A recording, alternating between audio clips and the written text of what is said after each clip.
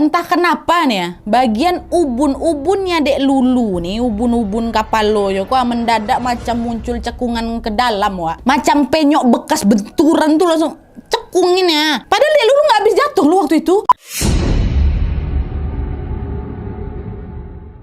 Oke Wak, jadi kisah yang akan aku bawakan malam ini dikirim sama Wawak kita yang kita sebut aja namanya Naya dari Sumatera Barat. Halo Naya. Jadi Wak, pengalaman horor yang dialami sama Naya ini terjadi sekitar 7 tahun yang lalu ketika dia sedang menempuh pendidikan SMP. Nah, karena pengalaman mistis ini melibatkan seluruh keluarganya si Naya, aku mau disclaimer kalau semua nama dalam cerita ini sudah aku samarkan berdasarkan permintaan dari si Naya untuk menjaga privasi ya. Nah, lanjut lagi Wak. Jadi keluarga si Naya ini terdiri dari 5 orang. Ada bapaknya, ada mama, Naya sebagai anak sulung atau anak tertua, dan 2 adik laki-lakinya, kita sebut aja Denny sama Rian ya. Nah, pada saat itu mereka ini sedang mengalami kesulitan finansial yang menyebabkan papa dan mamanya si Naya ini belum bisa membeli rumah. Mereka berlima pun ikut tinggal di rumah neneknya si Naya dari ibunya papa ya. Dan kondisi ini ternyata membuat papa dan mama ini jadi sering bertengkar Wak. Bahkan mereka juga sempat hampir mau cerai loh Nadia katanya. Tapi alhamdulillahnya papa dan mama tuh berhasil baikan dan gak jadi ceramai. Nah, setelah pertengkaran besar yang terjadi terus menerus, mama merasa sebaiknya mereka sekeluarga ini ngontrak sendiri aja lah, macam ya mereka mau memulai hidup baru lagi gitu loh. Papa pun menyetujui ide tersebutkan dan mereka pun mulai mencari rumah kontrakan. Beberapa hari kemudian papa pun menemukan rumah kontrakan yang sesuai dengan budget mereka Wak. Rumah itu sederhana aja Nadia tapi nyaman. Bangunannya berbentuk huruf L, ada 2 kamarnya. Dan di rumah itu juga ada 2 kamar mandi Wak yang berbeda fungsi. Yang satu buat mandi aja, yang satu lagi buat khusus buat buang air besar. Sedangkan air dari rumah itu berasal dari sumur timba. Nah, di bagian belakang rumah itu Wak, terdapat lahan kosong yang udah nggak kerawat nih. Beberapa bagian dari lahan kosong itu berbentuk macam gundukan-gundukan gitu loh Wak, yang ditumbuhi oleh pohon bambu tua. Lahan kosong itu juga dipagari menggunakan pagar kawat agar tidak ada yang bisa masuk ke sana ya. Dan selain itu Wak, rumah ibu pemilik kontrakan itu juga berada di kawasan yang sama, sehingga hal itu juga dapat memudahkan komunikasi dan juga kalau ada perlu apa-apa ya kan, antara mereka jadi bisa lebih aman lah gitu kan Wak. Nah, setelah mama dan papa survei langsung ke rumah itu, seketika mereka pun langsung setuju nih untuk mengontrak di sana. Tanpa menunggu waktu yang lama, mereka sekeluarga pun langsung itu Wak, pindahan ke rumah kontrakan ini ya. Terus singkat cerita, setelah mereka pindahan ini Wak, mereka sepakat kalau kamar pertama yang ada di rumah itu akan dipakai Naya, si Denny sama Rian, bertiga beradiknya. Sedangkan kamar yang kedua dipakai sama papa dan mama. Dan setelah selesai membereskan semua barang-barang, Naya dan keluarganya ini juga sempat atau menyempatkan diri untuk berkenalan dengan tetangga sekitar. Tetangga baru waktu itu Nadia ramah-ramah kali pula untungnya. Mereka asik ngobrol lah dengan satu sama lain sampai tidak terasa kalau hari sudah mulai gelap. Akhirnya Naya dan keluarganya pun pamit pulang untuk beristirahat. Hari itu sekitar jam 9 malam, Naya sama keluarganya pun udah siap-siap mau tidur Wak, karena kelelahan kali ya kan setelah pindahan rumah tadi siang tuh. Udah di posisi tidur masing-masing, mereka semua pun langsung tertidur pulas. Tapi beberapa jam kemudian Naya ini tiba-tiba kebangun gegara kegerahan Wak. Nah, pas Naya ini mau mengubah posisi tidurnya, tiba-tiba saja dia mendengar seperti ada suara benda keseret gitu Wak, yang arahnya dari luar kamar dia. Nah, Naya yang memang sebenarnya masih ngantuk kali itu pun berusaha untuk mengabaikan si suara terseret itu. Tapi pas dia nggak sengaja menengok ke arah pintu Wak, betapa terkejutnya si Naya ketika dia melihat ada sosok kuntilanak yang sedang berjalan masuk ke kamarnya mendekati lemari yang tepat berada di samping kasurnya si Naya. Tuh depan tuh jalan nenesan macam mau masuk lemari. Naya pun terkejut, teriaklah dia gegara ketakutan, "Ah, mama!" kata. Tapi sayangnya Wak, di momen itu badan Naya ini macam terkunci. Suara yang dia teriak mama tuh nggak bisa keluar. Dia cuma bisa terpaku menatap si sosok itu. Wah, itu udah nggak karuan lagi Nadia rasanya. Aku tuh baru bisa bergerak setelah badan aku nggak sengaja ketendang sama Denny adiknya. Denny pun kalau tidur agak lasak juga Wak. Nah, pas si Naya ini udah sadar, tiba-tiba saja sosok kuntilanak tersebut menghilang. Naya cuma baca-baca doa aja dan tidak terasa untungnya si Naya bisa tertidur lagi malam itu. Terus besok paginya ketika semua orang keluarganya ini udah terbangun, Naya pun langsung lah kan Wak melaporkan penampakan yang dia lihat tadi malam.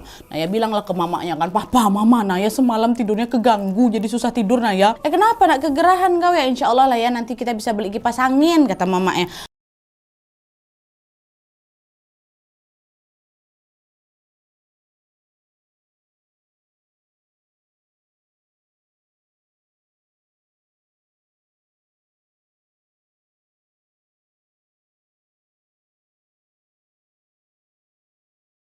Bukan. Ada yang lebih parah dari kegerahan tuh mah. Tadi malam ada kuntilanak jalan, dia masuk ke dalam kamar Naya, ngarah dia masuk dalam lemari. Ngabis tuh hilang, dia nggak tahu kemana mah. Naya pun baru bisa tersadar setelah dia nggak sengaja nendang Naya.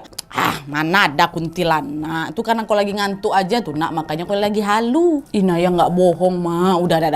Nggak usah kau bahas lagi. Nggak ada kuntilanak. Nggak perasaanku aja tuh. Nah karena kedua orang tuanya nggak ada yang percaya dengan cerita tersebut, Naya pun akhirnya ya lebih memilih untuk diam, Wak. Nah sejak saat itu sebenarnya masih banyak lagi gangguan-gangguan yang Naya alami nih. Tapi lagi-lagi Naya hanya menyimpannya untuk diri sendiri dan tidak dia ceritakan pada siapapun. Karena nanti kalau aku cerita pasti dibilang halu lagi, Nat. Udah tuh kan, hari demi hari pun berlalu. Naya dan keluarganya terus menjalani kehidupan seperti biasa. Nah tanpa terasa Wak, beberapa tahun pun sudah terlewati sejak mereka pertama kali pindah ke rumah kontrakan itu. Nah kali ini ada yang sedikit berbeda dari tahun-tahun sebelumnya Wak, karena pada saat itu keluarga mereka mendapatkan satu kabar gembira, di mana mama dinyatakan positif hamil anak keempat. Mereka menyambut kehamilan mama ini dengan sangat sukacita Wak, apalagi Naya ini memang pengen kali punya adik perempuan. Adik aku dua adalah laki-laki semua. Tapi sayangnya Wak, perasaan sukacita yang dirasakan sama Naya dan keluarganya itu mulai terusik. Kehamilan mamanya yang kali ini ternyata nggak gampang Wak. Mama ini jadi sering sakit-sakitan, sering kelelahan. Dan selain itu entah kenapa nih Wak ya, sejak mama nih hamil tiba-tiba saja gangguan mistis di rumah mereka tuh makin terjadi dan intens gitu loh. Bahkan gangguan tersebut juga sering sampai melukai mama Wak. Nah gangguan yang dialami sama mama pun semakin menjadi-jadi ketika kandungan mama memasuki usia 6 bulan. Di usia kandungan 6 bulan ini kan biasanya perut ibu hamil itu udah kelihatan menonjol kan Wak. Nah mamanya Naya ini Wak, perutnya rata macam orang nggak hamil. Karena khawatir janinnya kenapa-napa, mereka pun langsung membawa mama ke rumah sakit. Pas diperiksa ternyata betul Wak, pertumbuhan dan perkembangan janin dalam perut mama tuh berjalan sangat lambat, sehingga di usia kandungan 6 bulan ukuran janin si mama ini baru sebesar kata. Masih kecil kata, paling segini ya, sekitar ikulah. Ini aku kasih tambahan sedikit ya Wak ya, waktu aku nge-googling disebutkan bahwa usia kandungan 6 bulan itu biasanya janin ini sudah mencapai berat sekitar 660 gram sampai 1 kilo dan panjangnya sekitar 34 sampai 38 cm. Harusnya ukuran adik Naya ini kurang lebih harusnya segini. Pastinya sudah jauh lebih besar dibanding ukuran kata kan. Entah kenapa waktu umur 6 bulan masih sekecil itu Wak. Nah karena perkembangan janin dalam perut mama ini sangat lambat, dokter pun menyarankan waktu itu supaya mama menggugurkan kandungannya saja. Mendengar saran itu mama nggak mau, ditolak ya Wak. Bagaimanapun keadaan janin aku ini masih hidup kok. Dan dia masih bertumbuh ya walaupun dengan progres yang pelan. Mama bersikeras ingin mempertahankan kehamilannya Wak. Dan untungnya hal itu juga disupport sama papa, disetujui sama papa. Iya nak, iya sayang, kita pertahankan aja. Dan tuh kan Wak, singkat cerita mama pun tetap melanjutkan kehamilannya. Tapi hal ini juga nggak mudah Wak, karena selain sering kelelahan, mama ini juga tiba-tiba sering mengalami pendarahan gitu loh. Entah apa penyebabnya, tapi yang jelas mama ini terus-terusan mengeluarkan darah Wak, hingga membuatnya lemas dan tidak sanggup bergerak. Nah papa yang melihat kondisi mama kayak gitu ya jadi nggak tega lah kan Wak. Akhirnya papa pun berinisiatif nih untuk meminta bantuan saudara-saudara yang lain, saudara-saudara dari pihak papa. Ini info penting nih di sini. Semua keluarganya papa ini Wak, terutama saudara-saudara laki-laki beliau nih ya, saudara kandung laki-lakinya si papa ini punya kepandaian dalam hal-hal yang tak kasat mata Wak. Dan di keluarga papa ini Wak, cuman papa aja lah yang nggak tahu hal-hal kayak gitu Nadia, karena katanya beliau ini takut gitu mempelajari ilmu goib. Nah setelah saudaranya papa mendengar kabar tentang mama, ada nih Wak salah satu adiknya papa, kita sebut aja lah namanya Om Harun kan, langsung datang nih menjenguk ke rumahnya si Naya. Pas Om Harun mengecek kondisi mama, tiba-tiba Wak dengan panik Om Harun nih bilang, astagfirullahaladzim, udah ini anak kau nih mau diincar, kata si Om Harun. Nah papa yang mendengar ucapan Om Harun itu seketika terheran, diincar kayak gimana nih? Istri aku nih nggak pernah keluar rumah kecuali ke rumah sakit. Macam mana pula dia mau diincar? Udah. Tapi udahlah, lebih baik kalian banyak-banyak berdoa dan perkuat ibadah ya. Apapun yang mengincar anak kau ini nggak akan bisa menyakiti orang yang kuat imannya. Kuatkan lagi ibadah kalian. Nah setelah mendengar saran dari Om Harun,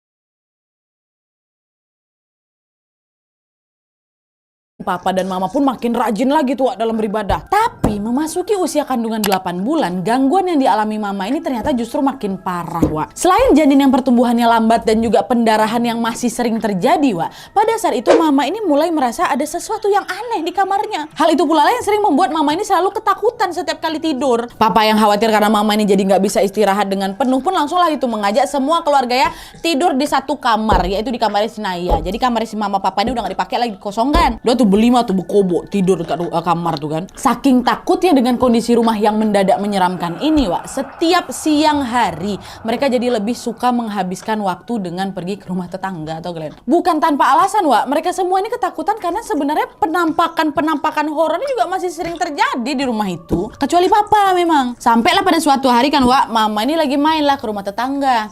Tiba-tiba salah satu tetangga tuh ngomong sama si mama, "Ibu betah tinggal di rumah tuh." Mama nanya balik, "Emang manga, Bu? Emang kenapa, Bu?" "Oh ya nggak apa-apa, saya cuman pesan aja, Bu ya. Hati-hati ya, Bu ya, sama lahan kosong yang ada di belakang rumah Ibu."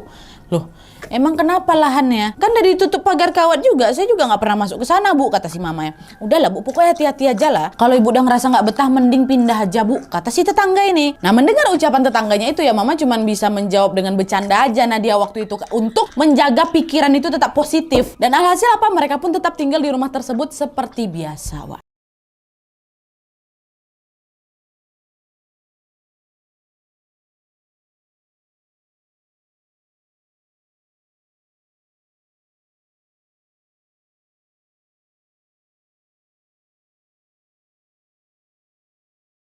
Singkat cerita, akhirnya tibalah waktu mama melahirkan. Tapi nih, Wak, nih agak langka. Mama ini nggak melahirkan di usia kandungan 9 bulan macam ibu hamil pada umumnya, Wak. Karena pertumbuhan janin yang lambat, adik bayi dalam perut mama ini baru mencapai ukuran normal seperti bayi-bayi pada umumnya di usia kandungan 15 bulan. 1 tahun lebih. Itu kata si Naya. Alhasil apa? Mama pun baru bisa melahirkan setelah 15 bulan mengandung. Dan setelah menjalani proses persalinan yang tidak mudah, alhamdulillahnya adik bayi pun lahir dalam keadaan sehat, Wak. Kabar baik itu pun seketika membuat seluruh keluarganya si Naya ini merasa haru dan bahagia. Apalagi si Naya. Karena apa, Wak? Karena jenis kelamin adik barunya ini sesuai dengan apa yang dia mau, yaitu perempuan. Kayak gue bilang tadi, si Naya kan memang ngarepin anak perempuan. Adik perempuan. Adik aku udah 2 laki-laki semua. Nah, biar lebih gampang kita sebut aja nama adik barunya Naya ini dengan Dek Lulu ya, Wak ya.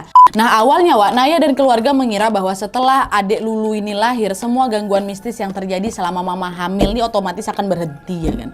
Tapi ternyata dugaan mereka salah. Mereka tidak menyangka bahwa momen kelahiran Dek Lulu ini ya justru merupakan awal dari terjadinya teror mistis yang sangat-sangat menyeramkan. Kali ini gangguan mistis itu makin gak main-main, Wak. Bahkan kejadian ini juga sampai membuat Naya sama keluarga itu trauma. Jadi ceritanya nih ya, beberapa minggu setelah Dek Lulu ini lahir, hal-hal janggal pun mulai terjadi di rumah mereka. Kejanggalan pertama bermula pada suatu hari ketika rumah Naya ini tiba-tiba saja muncul seekor kucing yang penampilannya sangat aneh, Wak. Kucing yang datang nih kepalanya cacat, dia nggak punya daun telinga dan jalannya tuh bejinjit, Wak, macam terpincang gitu kucing tuh. Nah, melihat kucing yang tiba-tiba datang ini, seketika Naya sama keluarganya kaget ya kan, kok ada kucing kayak gini? Tumben pula masuk ke rumah kita, kenapa nih? Tapi pada saat itu mereka tetap berpikir positif, Wak, dengan mengira, oh ya udahlah itu cuma kucing liar biasa aja yang tidak sengaja lewat. Gak sampai di situ aja, Wak. Di hari yang sama dengan kedatangan kucing aneh tadi, tidak lama kemudian kejanggalan lain pun kembali muncul. Ketika waktu sudah menunjukkan pukul 5:30 sore, dimana waktu itu Naya ini lagi cuci piring, Wak, dekat sumur belakang tuh kan. Nah, pas lagi asik-asik cuci piring ini, tiba-tiba saja si Naya merasa seperti ada yang sedang memperhatikan aku dari jauh. Nah, Naya ngerasa udah nggak enak ini pun langsung melihatlah ke sekeliling dia kan. Dan ternyata betul, Wak,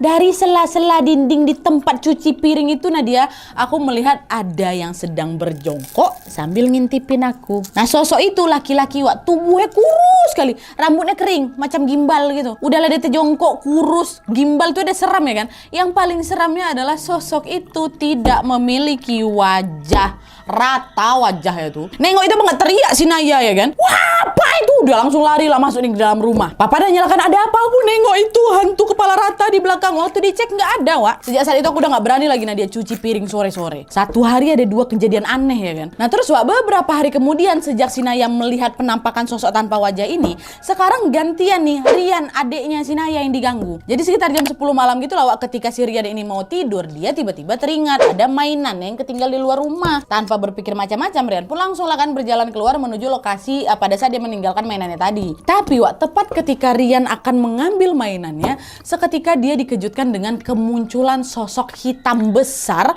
yang melayang di depan rumah itu, Wak. Tepatnya di depan pintu rumah melayang dia. Langsung tenangis berteriak sepungguan si Rian itu, Wak. Dan setelah Rian melihat penampakan itu, dia langsung demam berhari-hari. Nah sampai sini kalian pasti bertanya-tanya, kalau memang dari awal, dari sejak tinggal di sana sampai mama nih hamil dan sampai ngelahirin teror horor itu terus-terusan terjadi, kenapa mereka masih tinggal di situ? Nah, kenapa nggak pindah aja? Udah tahu itu sangat mengganggu kenyamanan mereka ya kan? Nah itu dia, Wak. Nih biar kalian tahu, mama pun dari awal udah sering nih mempertimbangkan untuk pindah rumah. Dan mama ini juga sudah berkali-kali berencana mau menyampaikan keinginannya itu sama si papa. Tapi ya,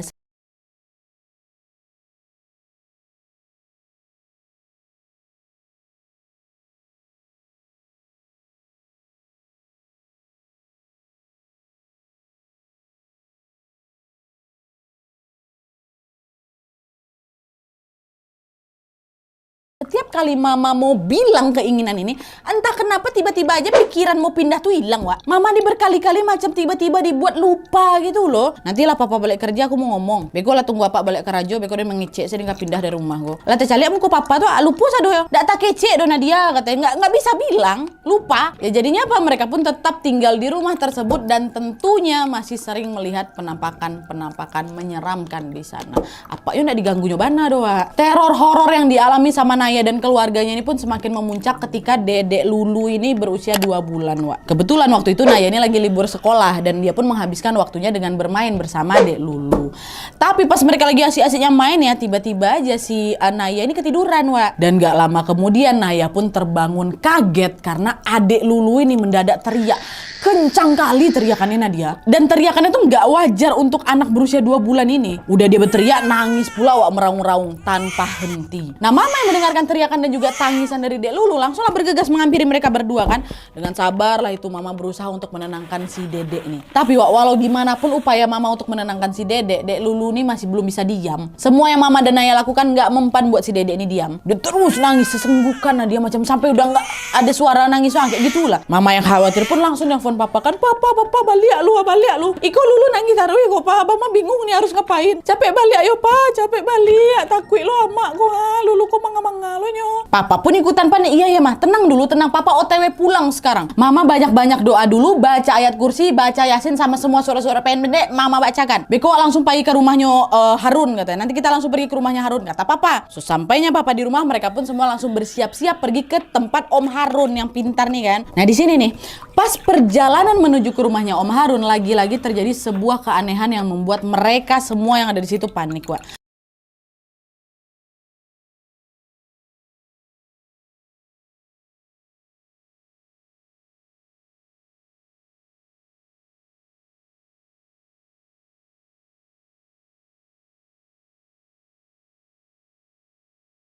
Kalian tahu, entah kenapa nih ya, bagian ubun-ubunnya Dek Lulu nih, ubun-ubun kapal lo yo kok mendadak macam muncul cekungan ke dalam, Wak. Macam penyok bekas benturan tuh langsung cekungin ya. Padahal Dek Lulu nggak habis jatuh lu waktu itu. Pa mangga aku ubun-ubunnya kok pa aja lihat lah kok pa. Aduh tenang kok dulu, bentar lagi nyampe nya kita nih. Di tengah situasi yang sudah mulai tidak terkendali ini, mereka pun semakin ngebut menuju ke rumahnya Om Harun. Sesampainya di rumah Om Harun, Wak, beliau pun segera langsung memeriksa kondisinya Dek Lulu. Dan di momen itulah Om Harun berkata, udah, kalau lah bantu Iko dalam ndak sanggui ambo lah do. Ambo ndak bisa bantu dah, kok terlalu kuek kok dah. Papa nanya balik, emang nak Den? Kok bisa sampai bantu Iko keadaannya? Sabananya yoda, sabananya kok ada mengecek kawaang yo. Apa yang dialami Lulu ini juga pernah dialami sama anak sulungmu. Tapi apa yang terjadi pada Lulu sekarang jauh lebih kuat dan jahat daripada yang terjadi pada Naya dulu. Itu kata Om Harun tiba-tiba. Mendengar perkataan Om Harun seketika mereka semua pun jadi lemas lah. Masalah yang menimpa Lulu aja belum selesai, sekarang mereka juga baru tahu kalau ternyata hal seperti ini pernah menimpa si Naya. Tapi di saat yang bersamaan mereka juga sama-sama bingung sebenarnya apa sesuatu yang katanya dulu pernah menimpa Naya dan sekarang menimpa Dek Lulu ini ya kan. Karena panik dan khawatir, Papa pun langsung nanya ke Om Harun. Jadi sekarang kok yang harus dilakukan kok dia? Gini udah, kita minta tolong aja sama Bang Rusli. Dia tuh lebih sakti lagi dari aku. Semoga dia bisa membantu lah ya. FYI Om Rusli ini juga termasuk saudaranya Papa. Wak, kita panggil aja lah ya Om Rusli. Dan tuh kan Wak, singkat cerita Naya dan keluarganya pun langsung menghubungi Om Rusli dan meminta beliau untuk datang ke rumahnya si Naya. Nah sebelum Naya sama keluarganya ini pulang Wak, Om Harun pun memberikan dasun. Jadi semacam bawang putih kata si Naya yang sudah dibacakan doa-doa supaya Dek Lulu ini berhenti menangis. Di perjalanan pulang awalnya Dek Lulu memang betulan berhenti nangis Wak. Tapi sayangnya hal itu nggak bertahan lama. Dek Lulu ini tiba-tiba rewel lagi dengan tatapan mata yang kosong. Bisa nggak kalian bayangkan Wak, baru 2 bulan nangis matanya kosong itu dia Nadia. Dan sesampainya di rumah Wak, kondisi Dek Lulu ini semakin parah. Cekungan yang tadinya cuma ada di ubun-ubunnya si Dedek ini ya, sekarang semakin menyebar Wak. Tiba-tiba di bagian tengah perutnya Dek Lulu juga muncul cekungan yang sangat dalam. Jadi gitu. Dan di saat yang bersamaan, aduh nggak tega, di saat yang bersamaan seluruh tubuhnya Dek Lulu ini mendadak pucat biru. Untungnya nggak lama kemudian Om Rusli pun akhirnya tiba tuh di rumah kan. Beliau langsunglah bergegas masuk ke kamar untuk memeriksa kondisi Dek Lulu. Nah ya waktu itu nggak tahu pasti apa yang sedang dilakukan Om Rusli pada saat itu Wak, tapi yang jelas beliau terlihat seperti sedang berusaha ingin mengeluarkan sesuatu dari dalam tubuhnya Dek Lulu tuh. Tapi Wak, belum sempat sesuatu itu berhasil dikeluarkan, secara mengejutkan tubuh Om Rusli ini mendadak terbanting ke belakang ke tembok Nat, kata si Naya. Melihat hal itu seketika mereka semua langsung terkejut dan langsung membantu Om Rusli untuk bangun kembali.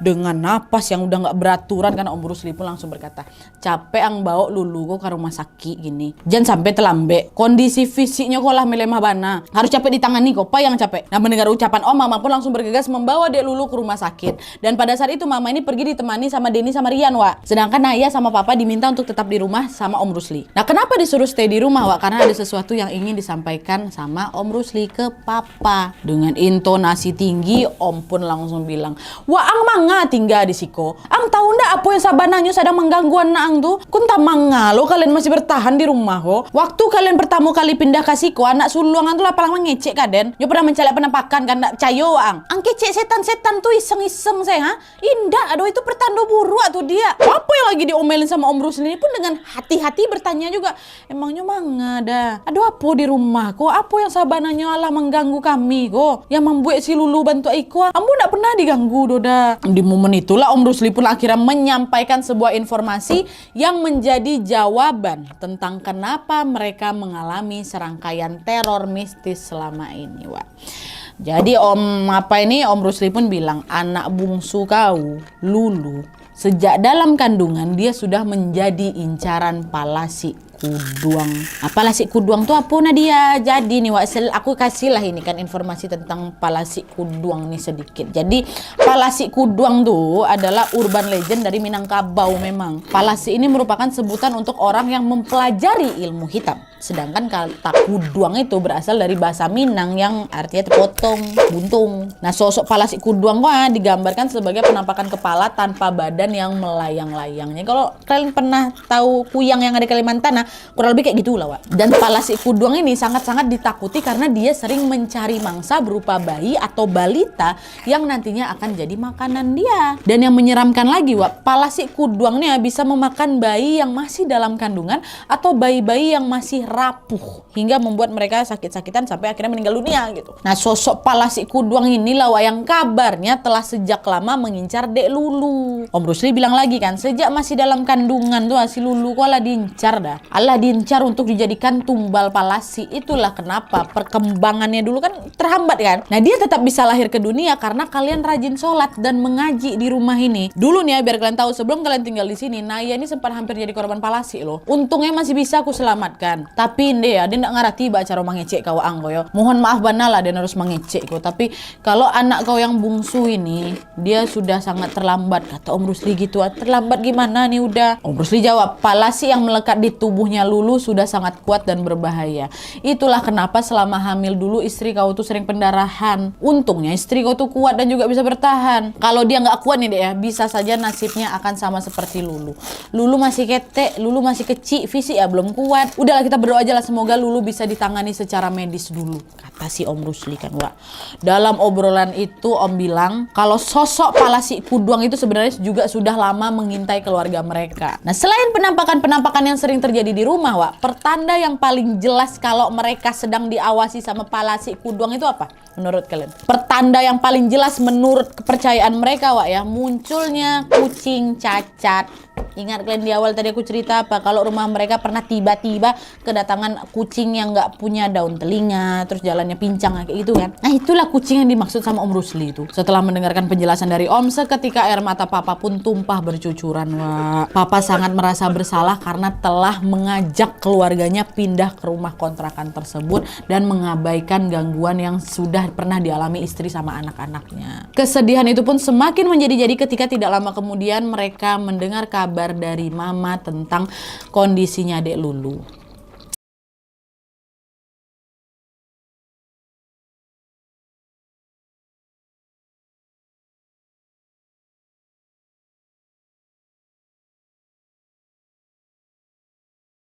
Kalian tahu ternyata di tengah perjalanan menuju ke rumah sakit, tiba-tiba Dek Lulu berhenti bernafas. Dan sesampainya di rumah sakit, dokter menyatakan bahwa Dek Lulu sudah meninggal dunia sejak di perjalanan itu, Wak. Kabar itu pun langsung membuat Naya dan sekeluarga terpukul sejadi-jadinya. Mereka tidak menyangka kalau adik kecil atau adik bayi mereka ini, adik yang sangat mereka sayangi ini telah menjadi korban Palasi.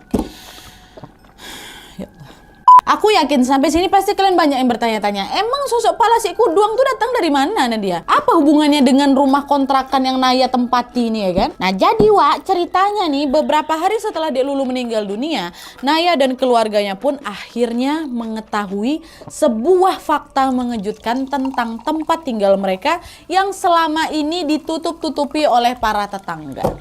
Ternyata, Wak, di kawasan tempat mereka tinggal itu dulunya hidup seorang nenek dan kakek paruh baya. Nah, mereka ini adalah dukun yang dikenal sangat sakti di daerah tersebut. Masih ingat kalian sama lahan kosong di belakang rumahnya Naya yang sekarang udah dipagar pakai pagar kawat tuh? Nah, di lahan itu Wak, dukun tersebut tuh pernah tinggal. Dulu ternyata di sana berdiri sebuah gubuk yang menjadi hunian si kakek nenek dukun ini. Dan konon katanya, Wak, sejak dukun itu tinggal di sana, banyak masyarakat sekitar yang kehilangan anak mereka. Mulai dari anak bayi sampai ke balita. Nah, karena keberadaan pasangan dukun itu sudah sangat meresahkan, warga pun sempat itu berinisiatif untuk menangkap si keduanya ini. Tapi pas mereka udah mau ditangkap, secara mengejutkan nenek sama kakek parubaya itu tiba-tiba menghilang dan tidak diketahui keberadaannya sampai sekarang.